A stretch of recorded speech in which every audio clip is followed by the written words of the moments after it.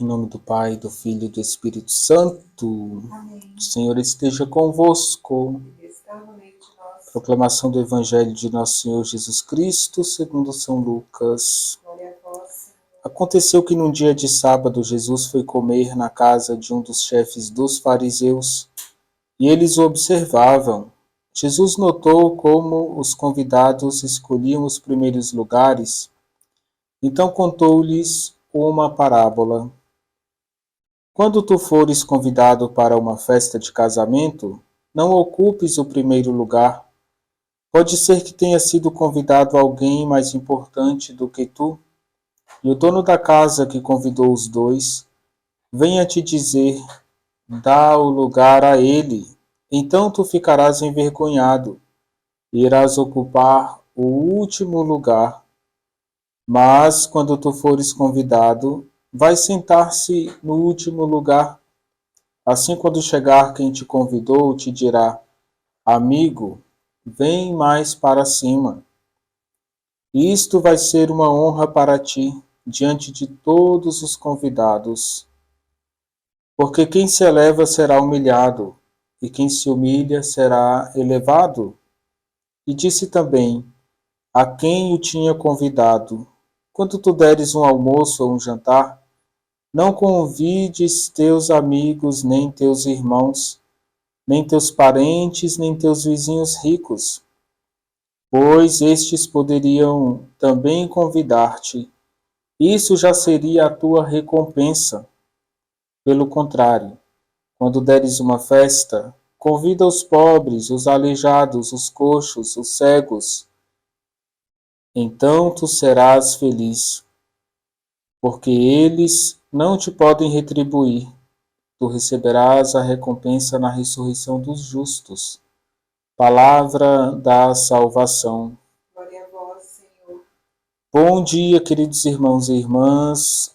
Hoje, Jesus pede para vivermos a nossa vida com muita simplicidade. O tema central do Evangelho deste domingo é: quem se eleva será humilhado e quem se humilha será elevado. Irmãos e irmãs, nós vamos concluir na missa hoje às 19 horas o Trido em Honra a Santo Agostinho. A vida de Santo Agostinho pode ter duas fases, um antes e um depois. Ele, por um momento antes da sua conversão, na primeira fase da sua vida, ele buscou se elevar, quis se formar muito bem a nível intelectual, estudou o que se tinha de melhor naquele tempo, o estudo do direito, da filosofia, da oratória, se torna um grande orador no Império Romano, é elevado.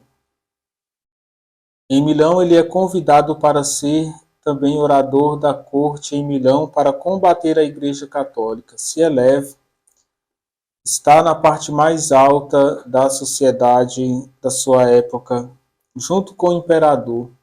Representa o imperador na hora de discursar, de falar ao público, ao povo de Milão. Se elevou. Porém, em alguns momentos, ele começa um questionamento interior sobre a verdade. O que é a verdade?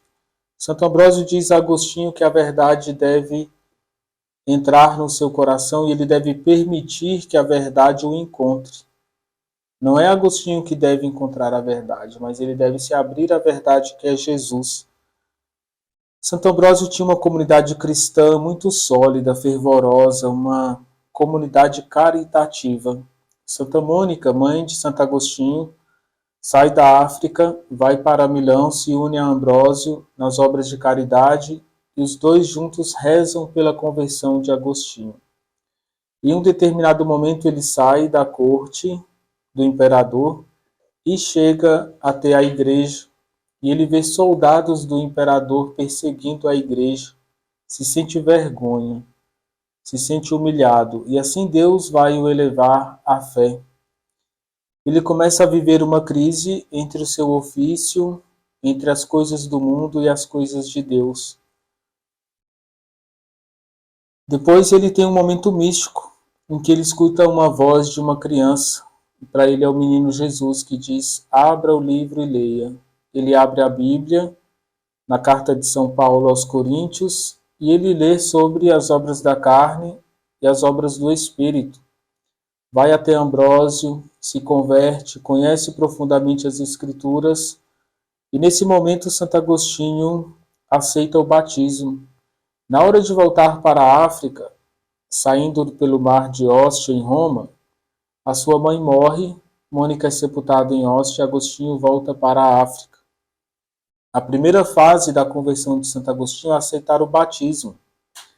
Na África ele deseja subir em um monastério no alto do monte para criar uma ordem de agostinianos, uma ordem contemplativa, uma ordem de oração.